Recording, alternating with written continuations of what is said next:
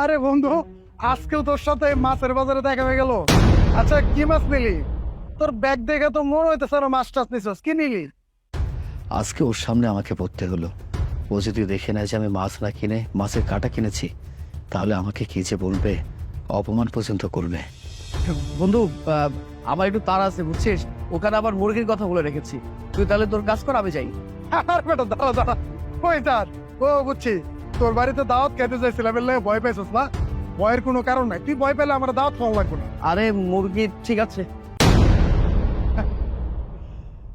চাচা, ও কি নিয়ে গেল? আর বললেন না, আসে বাজারে মাছ কিনতে, কিনা লই যায় কাটা কুটা নারী ভুড়ি কম দামি। বুঝছি না, আপনার বন্ধু এত বড় লোক, এইগুলো কিনে কেন? এই জন্যই তো আমাকে দেখে এভাবে পালিয়ে গেল, আমি দেখে ফেলবো বলে। হ্যাঁ, আমার সামনে বড় লোকে পাট নেয়, আর বাজারে এসে ফকুন্নিদের মতো মাছের কাটা কিনে। আজকে আমি ওর বাড়িতে যাব আর ওকে হাতে নাতে ধরব। আচ্ছা আচ্ছা। আরে না না ভাবে, এসব কি? এসব কি দিচ্ছেন? আচ্ছা, এখানে দেখছে আলু, মাছের কাটা। মাছ কোথায়? শিপু, তুমি কি আমাকে এখানে অপমান করতে নিয়ে আসছো? তুমি না আমাকে কি বললে যে চল আজকে আমরা দাওয়াত খাবো, আমার বন্ধু আমার জন্য মস্ত বড় একটা মাছ কিনেছে, সেই মাছের মাথা দিয়ে আমাকে খাওয়াবে। আর তুমি আমাকে কি খাওয়াতে নিয়ে আসছো? এই পটল, এই ঢেঁড়স বা জারিক পাতলা ডাল, এই খাবার তো আমি আমার বুয়াকেও খেতে দেই না। কিরে বন্ধু, তুই না বাজার থেকে এত বড় মাছ কিনলি, মাছটা কোথায়? রান্না করিস নি? ভাবি মাছটা কি ফ্রিজে?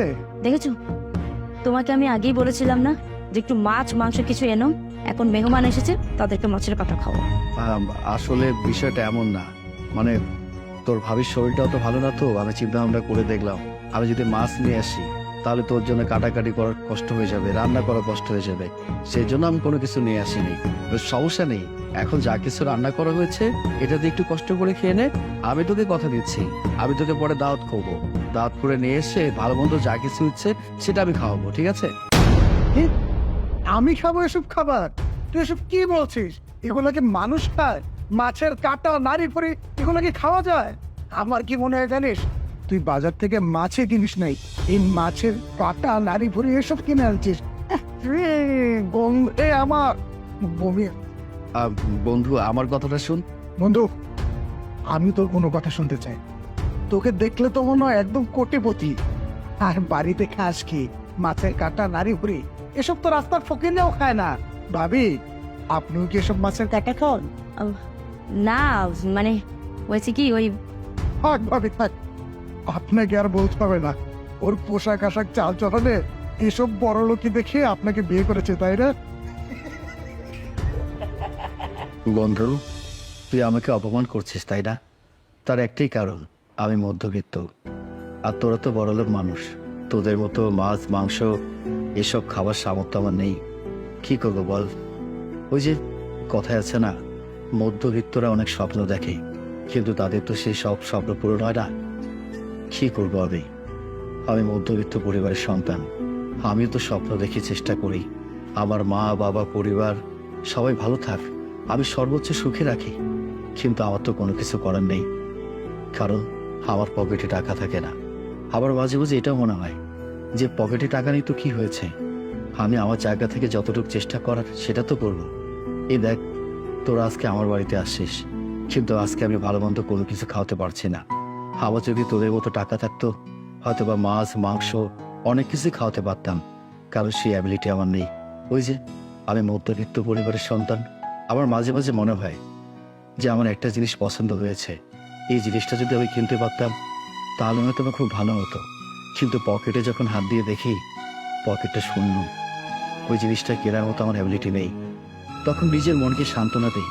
কি করব, আমি তো মধ্যবিত্ত পরিবারের সন্তান, আমার স্বপ্ন দেখা যায়, কিন্তু সব স্বপ্ন পূরণ করা যায় না। হ্যাঁ, আমি মানছি, আমাদের মতো যারা মধ্যবিত্ত পরিবারের সন্তান আছে তারা হয়তো বা অনেক স্বপ্ন দেখে, সব স্বপ্ন পূরণ হয় না, কিছুটা হলেও পূরণ হয়। সেই জায়গা থেকে শুকরিয়া আদায় করছি। আমরা মধ্যবিত্ত পরিবারের মানুষ, আমরা চাইলে বড়লোকদের সাথে তাল মিলাতে পারি না, আবার গরিবদের সাথেও তাল মিলাতে পারি না। এই যে আমি একটা চাকরি করি, প্রতি মাসে মাত্র 30,000 টাকা বেতন। এই 30,000 টাকা বেতন দিয়ে এই সংসারটা চালানো প্রতি মাসে বাসা ভাড়া 10,000 টাকা চায়। শুধু তাই না, গ্যাস বিল, পানি বিল, বিদ্যুৎ বিল, আরো কত কি। সেসব দেওয়ার পরে হাতে আর কত টাকা থাকে? 10-15 হাজার টাকা। এই টাকা দিয়ে একটা সংসার চালানো কতটা কষ্টকর ব্যাপার সেটা তো আমি জানি। আমি চাইলেও মাছ মাংস সবকিছু নিয়মিত খেতে পারি না, কারণ আমি মধ্যবিত্ত পরিবারের সন্তান। আমি জানি তোরা অনেক বড় লোক, আজকে এসব দেখে তোদের অনেক খারাপ লেগেছে, কিন্তু আমার কোনো কিছু করার নেই। আর একটা কথা বন্ধু, আমারও ইচ্ছে হয় বাজারে গিয়ে ভালো মন্দ কিনি, কিন্তু কি করব, যখন দেখি পকেটে খুব বেশি টাকা থাকে না, সব কিছুর দাম বেড়ে গেছে, তখন আমি বাধ্য হয়ে কম টাকার মধ্যে কি জিনিসটা পাওয়া যায় সেসব কেনার চেষ্টা করি। আমার ভুল হয়ে গেছে। আমি তোমাকে এতদিন ভুল বুঝেছি। তুমি আমাকে ক্ষমা করে দাও। তুমি যে এত কষ্ট করো, তোমার মনে এত কষ্ট আমি কখনোই তোমাকে বোঝার চেষ্টা করিনি। প্লিজ মনে কিছু নিও না, আমাকে প্লিজ তুমি ক্ষমা করে দাও। আচ্ছা ঠিক আছে, আমি মনে কিছু করিনি। বন্ধু, আমি আসলে না বুঝে তোকে অনেক কষ্ট দিয়ে ফেলেছি। আমি আসলে বুঝতে পারিনি তোর মনে এত কষ্ট। প্লিজ তুই আমাকে ক্ষমা করে দে। না বন্ধু, আমার কাছে ক্ষমা চাইতে হবে না। খাবার সামনে রেখে এত বেশি কথা বলতে নেই, আমরা খাওয়া শুরু করি। দাও। ভাবি, আপনিও বসেন না। হ্যাঁ বসলে, দরকার নেই।